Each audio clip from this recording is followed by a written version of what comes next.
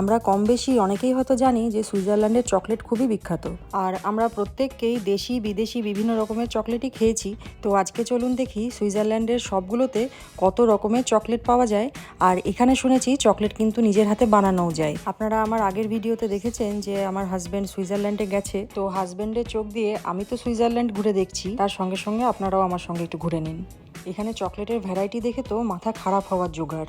আর chocolate খাওয়ার জন্য কিন্তু কোনো বয়স লাগে না, ছোট বড় কম বেশি প্রত্যেকেই আমরা চকলেট খেতে পছন্দ করি, যদি না কারোর কোনো শারীরিক সমস্যা বাধা হয়ে দাঁড়ায়।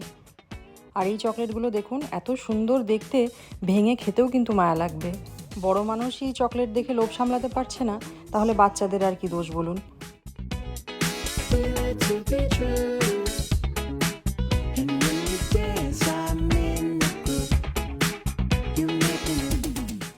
বেশ অনেক বছর আগে এই রকমই মেশিনের দ্বারা কিন্তু চকলেট বানানো হতো। এখন তো টেকনোলজি অনেক উন্নত হয়ে গেছে, তাই এখন অনেক রকমের মেশিন বেরিয়ে গেছে। এখানে এক ধরনের চকলেট আছে যেটাকে এইভাবে দুধের মধ্যে ডিপ করে খেতে হয়।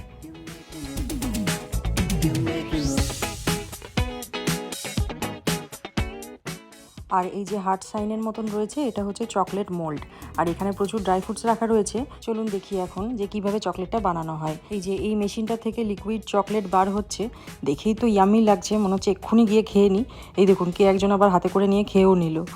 তো এই লিকুইড চকলেটটা ওই চকলেট মোল্ডের মধ্যে নিতে হবে। আর চকলেট মোল্ডের মধ্যে যখনই লিকুইড চকলেটটা একবার নিয়ে নেওয়া হবে, তারপর চকলেটটা জমে যায় ওই 3-3.5 মিনিটের মধ্যে। তাই চকলেটের ওপরে যদি কোনো ডেকোরেশন করার থাকে, এই 3 মিনিটের মধ্যেই কিন্তু করে নিতে হয়।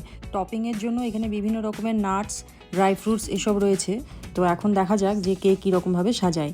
তো কারোর কাছে মোল্ড হিসেবে হার্ট সাইন রয়েছে, কারোর কাছে র্যাবিট রয়েছে। হাজব্যান্ডের সঙ্গে ওর অফিস কলিগরাও রয়েছেন বেশ কয়েকজন। তো কাজটা সবাই মিলেই করছেন।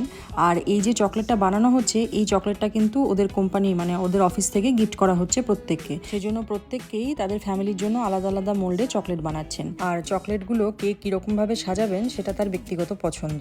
এই যে হাজব্যান্ড এদিকে চকলেটের উপরে ডেকোরেশন শুরু করে দিয়েছে। হাতে মাত্র 3-3.5 মিনিট মতন সময়, তার মধ্যে ডেকোরেশনটা কমপ্লিট করতে না পারলে কিন্তু চকলেটটা তাড়াতাড়ি জমে যাবে।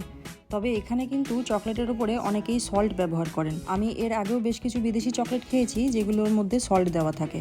আমার ব্যক্তিগতভাবে ওই সল্ট দেওয়া চকলেট খুব একটা ভালো লাগেনি, তবে অনেকেই এরকম ধরনের চকলেট পছন্দ করেন। আর এখানে হাজব্যান্ডের অনেক অফিস কলিগই চকলেটের উপরে কিন্তু সল্ট ব্যবহার করছেন।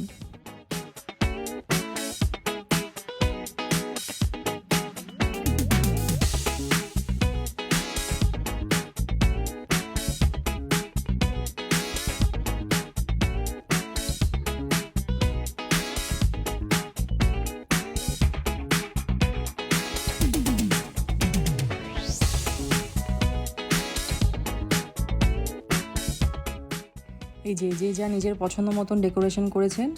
আমি ওই জায়গায় উপস্থিত থাকলে আগে ড্রাই ফ্রুটস কটা মুখে ভরে নিতাম, তারপরে না হয় চকলেটটা বানাতাম। তো হাজব্যান্ডের কাছে পরে শুনলাম ওরাও নাকি তাই করেছে। যখন চকলেটটা বানাচ্ছিল প্রত্যেকেই নাকি ওরকম ড্রাই ফ্রুটসগুলো একদিকে খাচ্ছিল আর একদিকে ওরকম টপিং করছিল।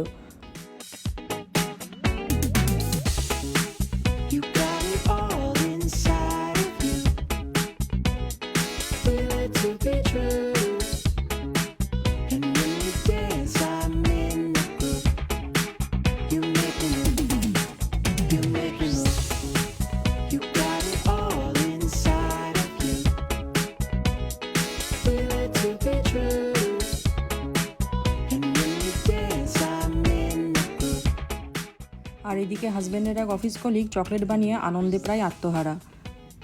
তো হাজব্যান্ড যে চকলেটটা বানিয়েছিল, তো এটা হচ্ছে তার ফাইনাল লুক। তো যাই হোক, আজকে ভিডিওটা কেমন লাগলো অবশ্যই কমেন্ট করে জানাবেন। ভালো লাগলে ছোট্ট একটা লাইক করে দেবেন। দেখা হবে খুব তাড়াতাড়ি পরের আর একটা নতুন ব্লগে।